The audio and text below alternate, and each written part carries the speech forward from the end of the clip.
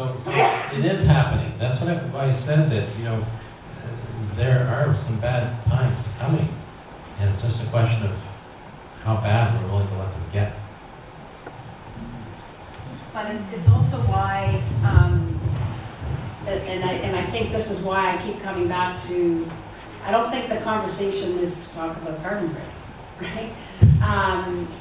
The fundamental problem is, you know, we're talking, maybe we'll go back to the roots, whatever it is.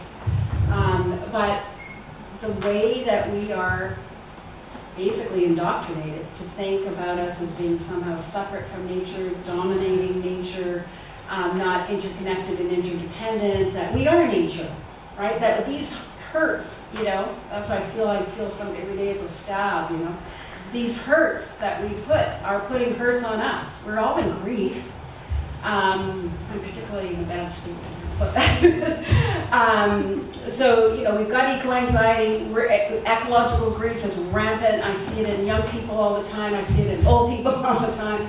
And so at base, there's a fundamental change of heart that's required. And sadly, you know, we're not having those conversations, and we're not engaging in ways that demonstrate a change of heart, and the joys of living more simply and not consuming so much and all those wonderful things.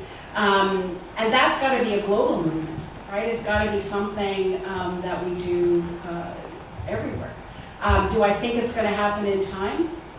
Not so much. Are we going to be at least people who gave it a shot? I mean, the whole point, I think, and we've seen some amazing ideas that have come out of the intergovernmental panel and the reaction to it, and people have said, you know, what else is there to do in the face of all odds but to do something? What else? What is the point of being here? Life is a time-limited offer. What are we going to have done to be here and to do this work? So, to me, that's the question of who are we, and my PhD is all about the ethical part of it. And it's not always a question of the ethics being what should I do, what shall I do. It's the fundamental point of ethics is who shall I be? Who shall I be? How shall I be in this world? Not what shall I do? And we fixate constantly. What shall I do? What shall I do? We're going to fight about that. The question is, how shall we be? Are we going to be callous in the face of the hurts that we drive in the world or not? So at the fundamental point of all of this is there's this fundamental thing that climate change is simply a symptom. It's a symptom of our sickness in this way that we've been raised to think about the world and the way we interact in the world. And if we can't change that, I don't think we're going to solve a whole pile of things, climate change being one of them. And then the question is, you know, can it be done in time? 30 years ago, we had some time. We're really running out of time. But there are too many wonderful, beautiful children alive today for us to say we're not doing something. And so on we go. But I think part of it is finding a way to have a conversation that is first from the heart, and then we can get into, well then, what shall we do? Once we engage with how shall I be? And I think that's not often enough part of the conversation.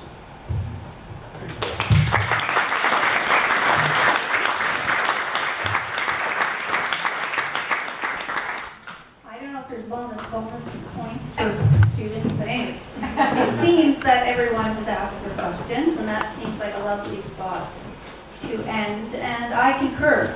I think the best thing that we can do is go out in the world and be the peace and be the love.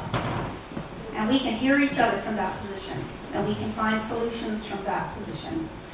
And when we sit around and try to figure out who's right and who's wrong with the best solution, there will be no action. But we're all the same, we're all one. And I think, strangely as humans, we have to let the pendulum go so far the other way before we go, oh, this really is happening. And I think we're going to activate from that position. There are a lot of people who are wanting to do something, and when the tree falls on your house and your house floods and all that, that's really going to wake up a lot of people. So there is something happening. So from a hopeful message, because I think there's way more energy in a hopeful, loving message than a fearful one. So if there's anything you can do, the best thing you can do, how to be kind to yourself so that you can be kind to others, and then you can be kind to the environment. And that's really where we're gonna really lift off, and that takes no time at all. That action takes no time at all. It's a decision when you get up from the chair tonight, I'm gonna be kinder to me, kinder to them, and kinder to the world. And that's when creativity and a change and a shift and new technologies and a new way of doing things are really going to take off. So if you really want a hopeful message, be that which you want to see. And that's my little sidebar, because I like what you said, and I think that's really what it is. We need to look out into the world and find a loving message and a love of the earth and a love of each other. So I thank you all so very much. And I want to give our panelists another round of applause. Take